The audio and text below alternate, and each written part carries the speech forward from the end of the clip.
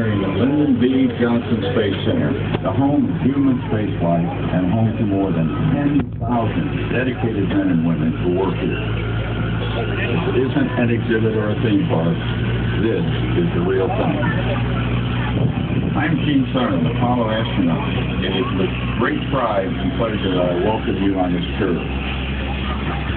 What makes the Johnson Space Center special is that the elite men and women who go into space work live and train here. What makes us successful is the teaming of the astronauts and the people who support them. From the largest enterprise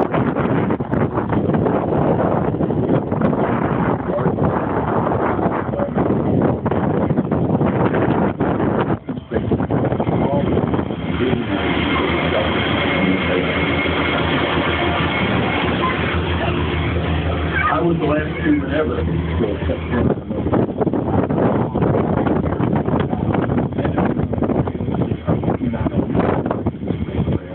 for human spaceflight. It is indeed an exciting time to be here. On this tour, you will share and experience the spirit and the history that is the Johnson Space Center. Welcome.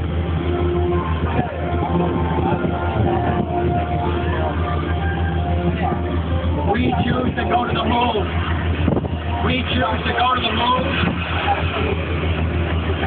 We choose to go to the moon in this decade and do the other things. Not because they are easy, but because they are hard. Because that goal will serve to organize and measure the best of our energies and skills. John F. Kennedy gave this groundbreaking speech at Houston Rice University in 1961. Heard on by then Vice President Lyndon Johnson, the university has donated its land for construction of a new NASA center. NASA's brain trust has been carefully selected target sites. Clear shots in this humble building. It was built to look like the college campus, to encourage a spirit of collaboration and innovation, a tradition that continues today.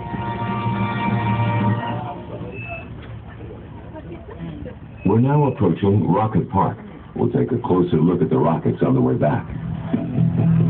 For now, take yourself back to the year 1967. The Monkees' I'm a Believer were the #1 single, but the political climate was not so upbeat. 500,000 American soldiers were stationed in Vietnam, and tensions of the Cold War were running high. This is the real thing. Immense pressure to get a man to the moon before the end of the decade.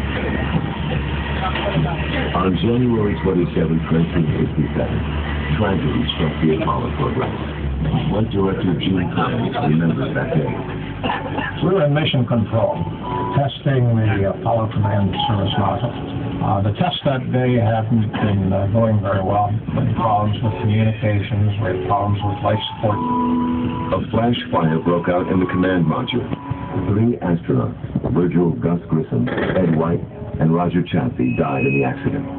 And we wrote 2 words into our vocabulary in mission control: tough and competent.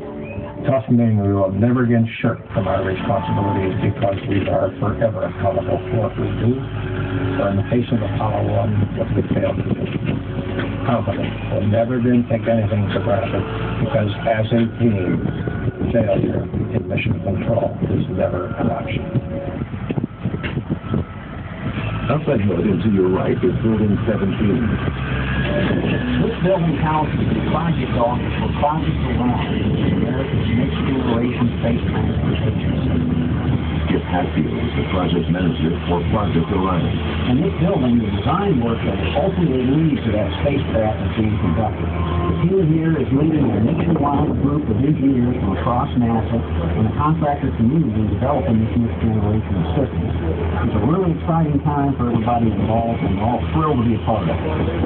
This building also houses the tip system that goes prepared for spaceflight. This group isn't the futuristic as you might say. The astronauts use a combination of fresh food like wheat bread with some freeze dried or specially prepared meat sliced together to eat up. Coming up on your far right is historic mission control, home to the Gemini and Apollo program, Skylab, and all of today's space shuttle missions. Appropriately enough, mission control is job any action was taken. Jim planned to apply to many of those historic missions. In the movie Apollo 13, Jim was played by actor Ed Harris. I had a team of between 15 and 21 All his responsibilities Check the operations planning, facility operations. And astronauts were provided the communication ground safety. Back in July of 1969, friends of Kingdom controllers gathered in mission vehicle. Astronaut Charles Simpson was issued a capsule communicator.